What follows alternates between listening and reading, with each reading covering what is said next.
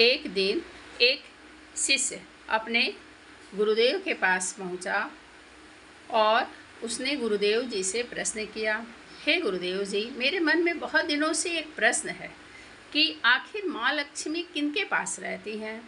तब गुरुदेव जी बहुत ही खुश हुए अपने शिष्य के इस प्रकार के प्रश्नों को सुनकर।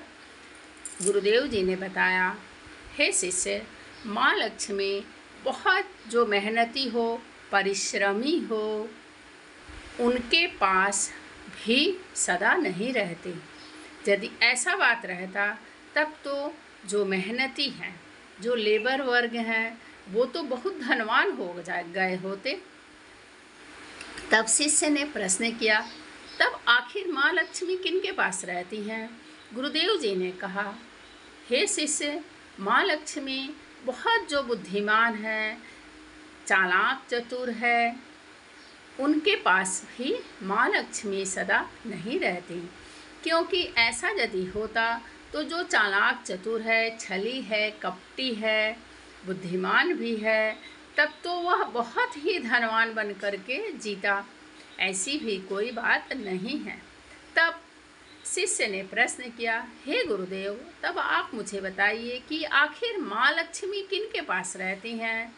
तो गुरुदेव जी ने कहा, हे शिष्य, माँ लक्ष्मी तो उनके पास रहती हैं जो भाग्यवान हो, जिनके कर्म प्रधान हो, अच्छे कर्म करे, परोपकारी जीवन व्यतीत करे, दिन दुखियों, हर प्राणियों की सेवा की मनोभावना जिनके अंदर रहे, जो सत्यवादी हो, अपने ज़िंदगी में मैक्सिमम ज़्यादा से ज़्यादा सत्य पर वचन बोले, जिनकी बोली अच्छी हो, किसी को कष्ट पहुंचाने की मनोभावना जिनके अंदर ना हो, और जो कर्मठ हो, परिश्रमी हो, जिनके विचार अच्छे हों, शुद्ध हों, अच्छे कर्म, अच्छी बोली, अच्छे विचार, अच्छे ईमानदारी पूर्वक जीवन व्यतीत करने वाले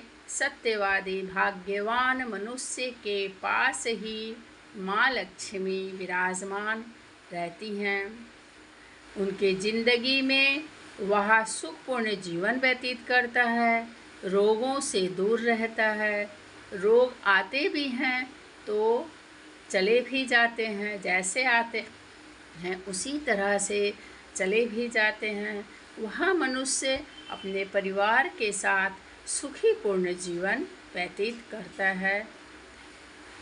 तो कर्म, बोली, परोपकारी मनोभावना, ईमानदारी, सत्यवादिता, कर्मठ, परिश्रमी, बुद्धिमान, जिनके अंदर आदि ये सभी गुण विद्यमान रहते हैं, उन्हीं के पास माँ लक्ष्मी का निवास रहता है। पवित्रमय जीवन व्यतीत करते हैं। जय माँ लक्ष्मी।